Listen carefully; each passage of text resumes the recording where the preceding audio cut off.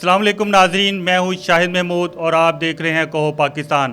ناظرین، مقبوضہ کشمیر کے علاقہ پہلگام میں ہونے والے مبینہ دہشت گردی کے واقعے کے بعد بھارت نے غیر ذمہ دارانہ ریاست ہونے کا ثبوت دیا اور پاکستان کو جنگ کی دھمکی دے کر اپنی جاہلیت کا پیغام بھی دے ڈالا ہے، جس کے بعد دنیا بھر میں بھارت غیر سنجیدہ ریاست کے طور پر ابھرا ہے اور دنیا بھارت کے ساتھ ہاتھ ملانے سے تذبذب کا شکار ہے۔ اس موقع پر پاکستان نے سفارتی محاذ پر انڈیا کو پچھاڑ کر رکھ دیا ہے۔ ناظرین، پاکستان کو خلیجی ممالک، چین، عرب ممالک اور ترکیہ کا تعاون حاصل ہے، جبکہ دوسری جانب بھارت اسرائیل، امریکہ، روس سمیت کچھ مغربی ممالک پر انحصار کر رہا ہے اور دنیا کو معلوم ہے کہ فلسطین پر سودے بازی کے بدلے یہ ممالک بھارت کے ساتھ نظر آتے ہیں۔ بھارت کی غیر سنجیدہ پالیسیوں کی وجہ سے بھارت کے ہمسایہ ممالک بنگلہ دیش، نیپال، سری لنکا، مالدیپ، بھوٹان بھی بھارت سے فاصلے پر کھڑے نظر آتے ہیں، جبکہ پاکستان اور چین سے بھارت براہ راست کشیدگی پیدا کر چکا ہے۔ ناظرین، چین پاکستان کے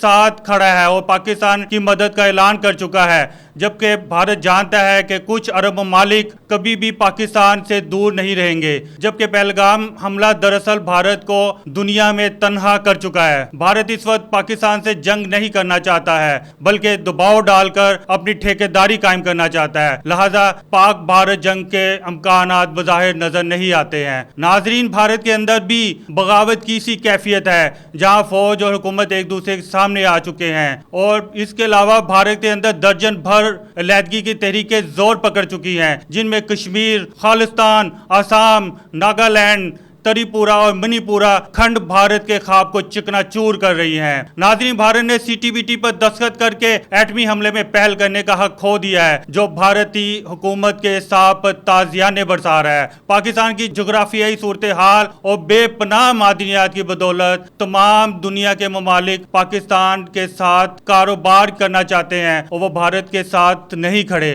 بھارت کی جنگ کی دھمکیاں پہلے بھی کئی موقع پر بھارت کو نقصان پہنچا چکی ہیں اور اب کی بار شاید پاکستان کو ہڑپ کرنے کے خواب میں اکھنڈ بھارت چکنا چور ہوتا نظر آ رہا ہے۔ اس کے ساتھ ہی ناظرین، میں آپ سے اجازت چاہتا ہوں۔ اللہ حافظ۔